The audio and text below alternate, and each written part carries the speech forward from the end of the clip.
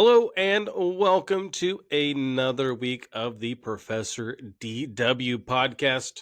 Tony Davila here, Matthew King, Dominic Murphy back there. This is episode 10, so we're going into week 10 of the NFL season.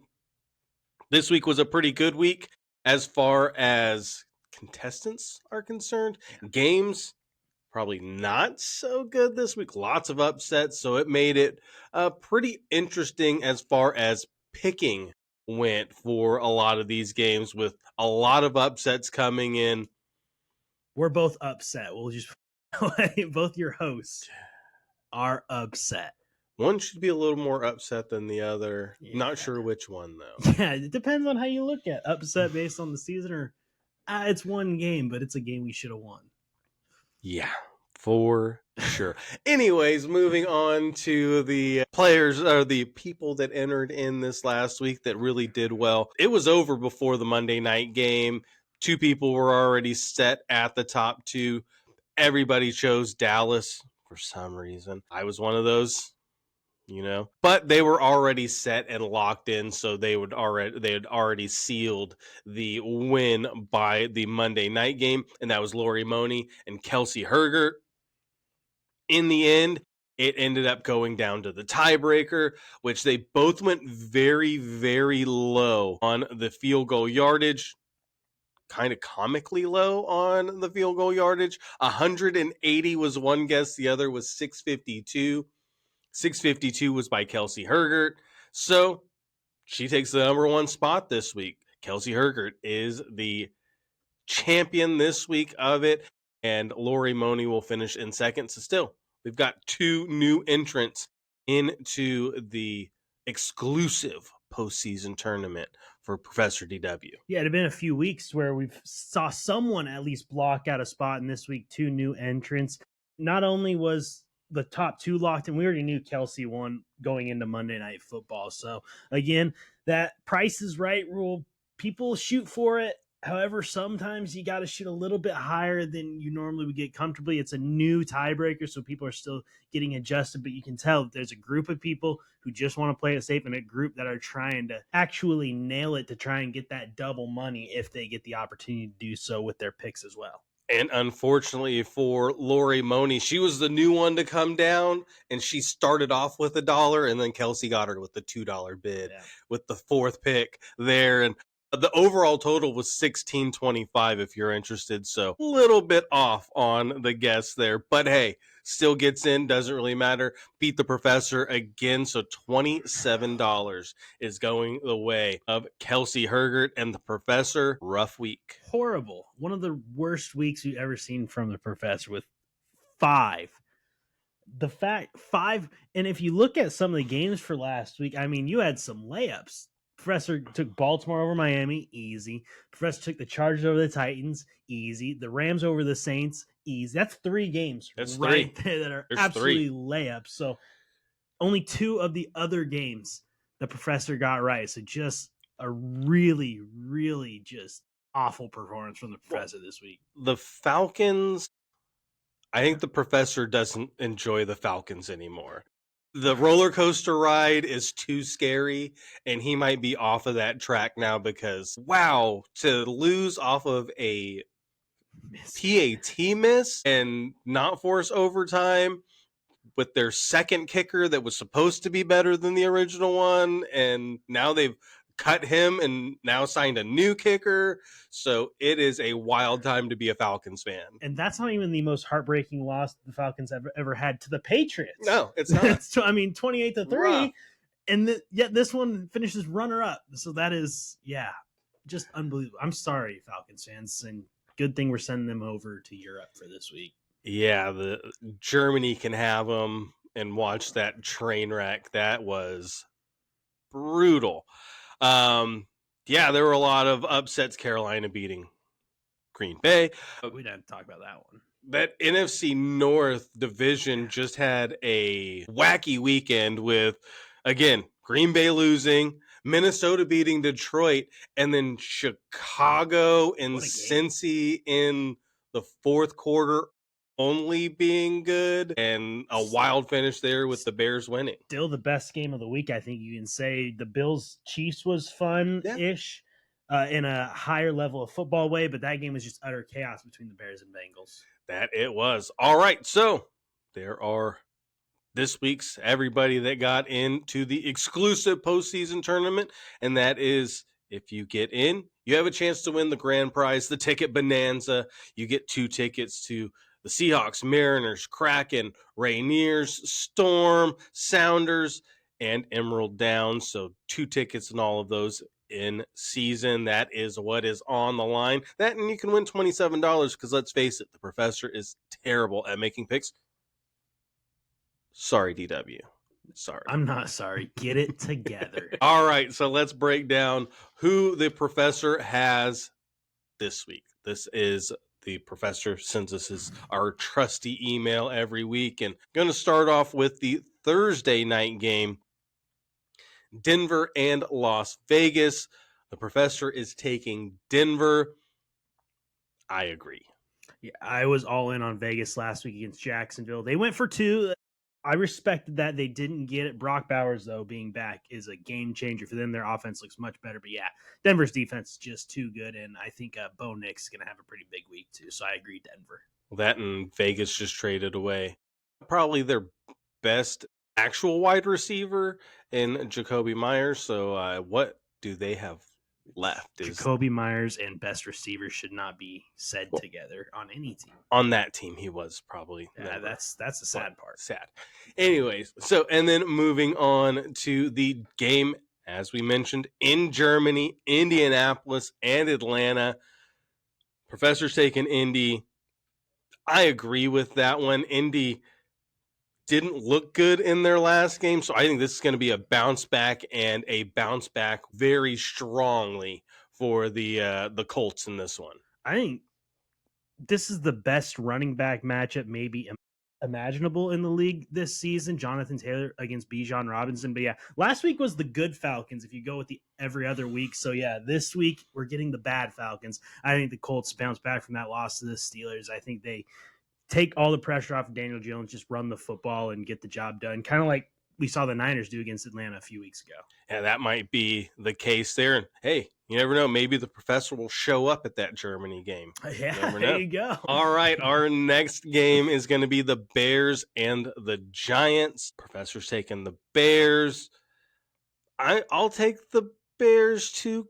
I don't really know. The Giants can't seem to have anybody healthy, and I just think the Bears look okayer. I mean, the only thing I can think of is they look slightly okay. I'll help you. The Bears are healthier. Yeah, that's what this game comes down to. They have their weapons. They have Rome Odunze. They have DJ Moore.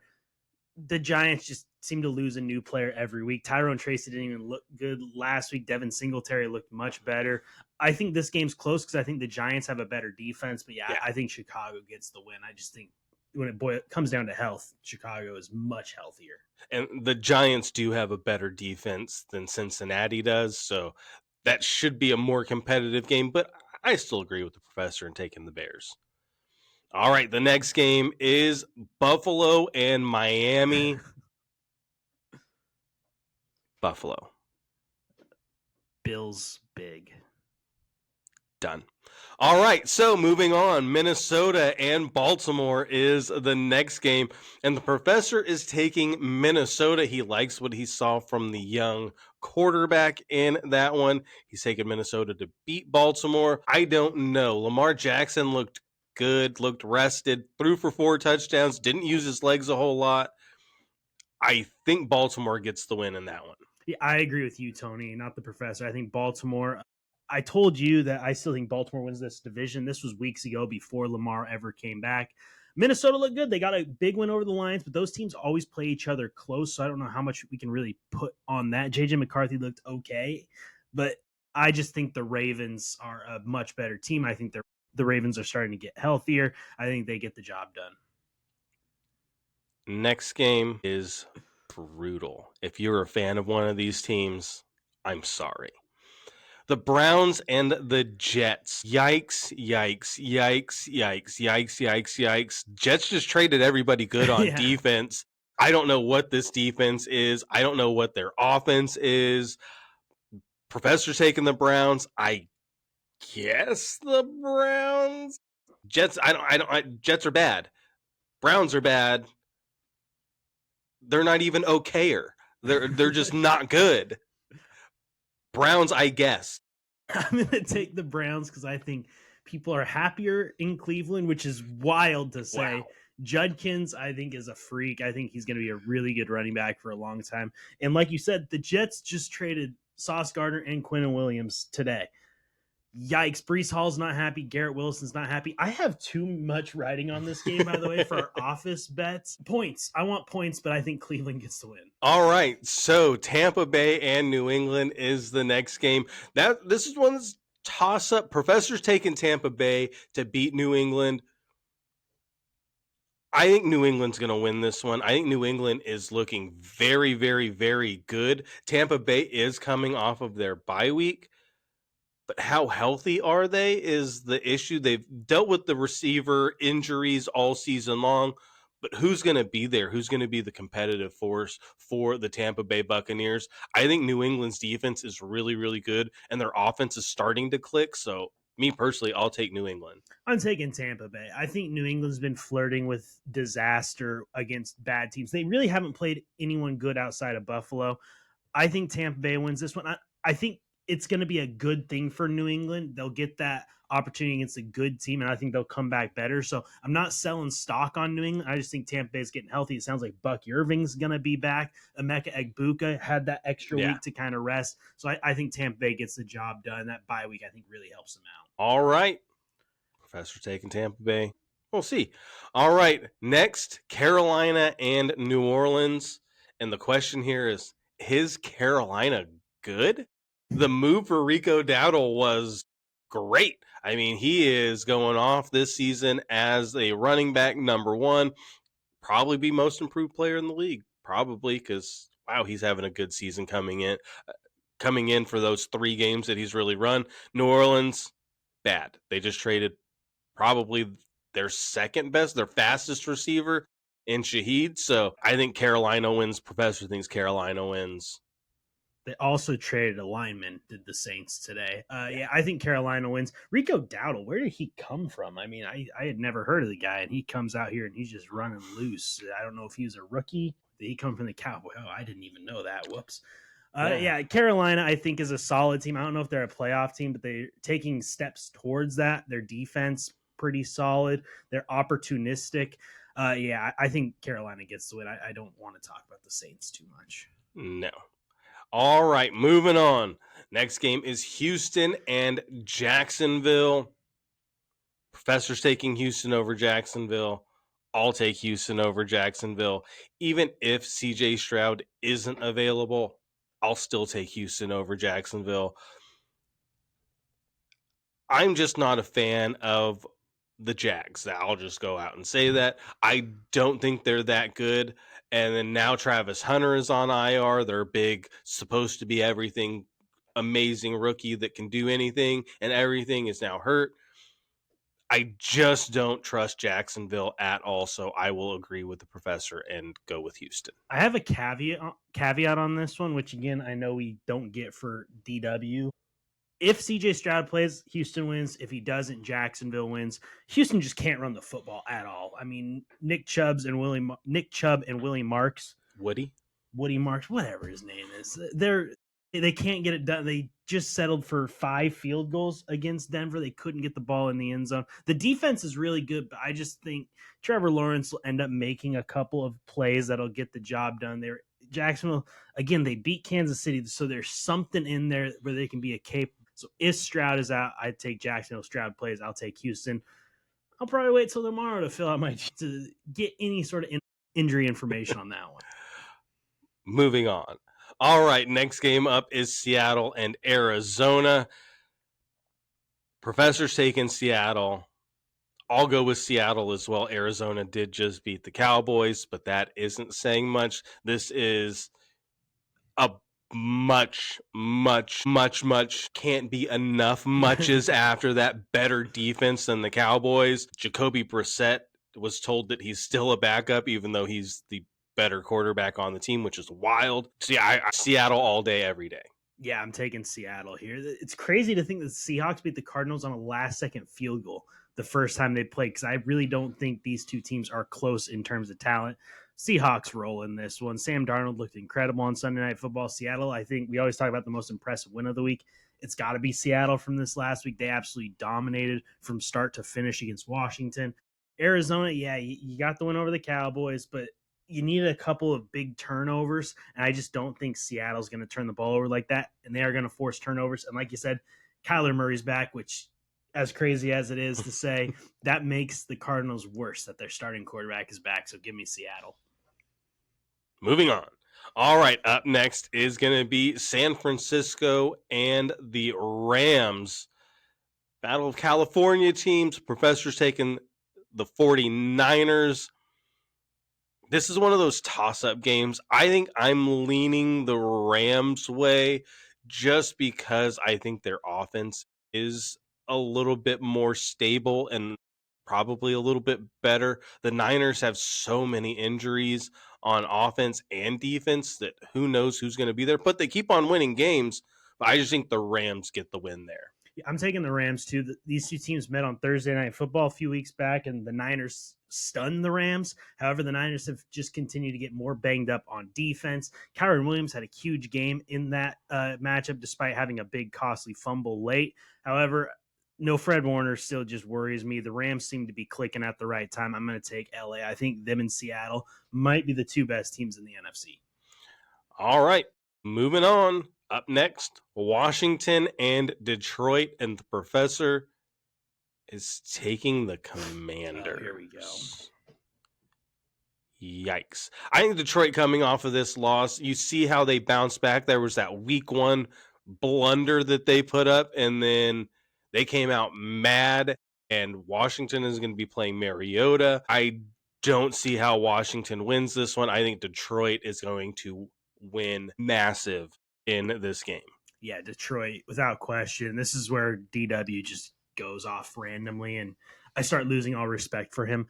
Yeah, Lions are going to get the win. Jahmyr Gibbs had an awful week. I expect him to bounce back. I think Detroit's going to be very angry, like you said, Tony, and I think the Lions win big. Yes. All right, moving on. Steelers and the Chargers. The professor is taking the Steelers in this one.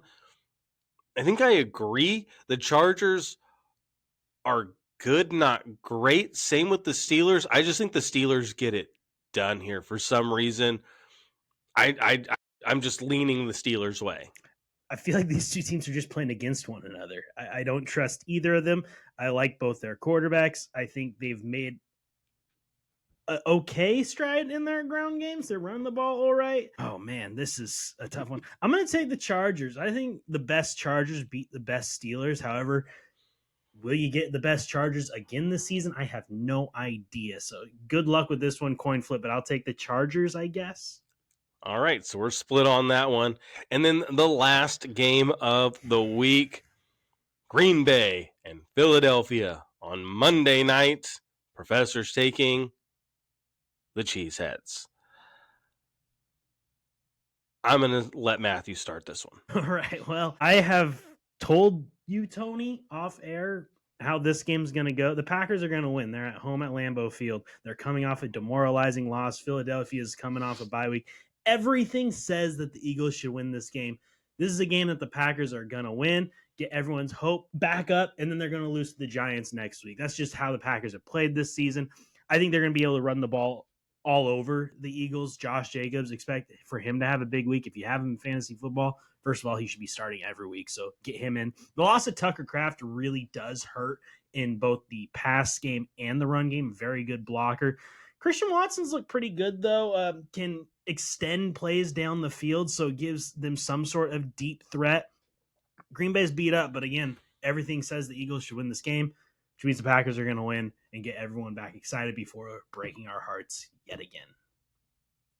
I'm taking the Eagles in this one. I think the Indy and Atlanta running game should be a good one between those backs. I also think this is going to be the other one that Green Bay has a hard time with the run, kind of, sort of. So maybe Saquon, after the bye week, he had a good week the week before, might be starting to roll offensively. They did get a week to put everything together, meet up with each other, get some receivers on the same page. Maybe I'm picking Philly in this one. I think Philly is rested. They're looking to make a point here that people keep on overlooking them, dropping them down in rankings and so forth, whatever. But I think Philly's a really good team, and I think they're going to get the win here. And they very well could. Green Bay has actually been very good against the run this year, Tony, except for last week, which gives you a great opportunity. If they can't stop Rico Dowdle, can they stop Saquon? Big question mark. So, and can Brandon McManus make a kick again? Time will tell. Time will tell. That is for sure. All right, so there are the picks. There are the professor's picks. There's our whatever that was, commentary, I guess. Witty humor is what I call it. Don't you have to be funny for it to have humor in there? We're funny looking, Tony. Got it. Check and check. All right. So the form is up. Go ahead and fill it out. You have until Thursday at 4 p.m. Again, it's $27 coming your way because the professor's terrible. You know that. We know that. He's not going to win. He's doing bad for a while. So 1 week one of the entire contest, hasn't won anything since. So chances are good that you're going to get $27 in the mail sent to you with a little letter as well that says that you're into the exclusive postseason tournament. So there you go. Go sign up. Again, deadline is Thursday at 4. We'll be back right here next week for week 11, episode 11 as well. Hope you join us.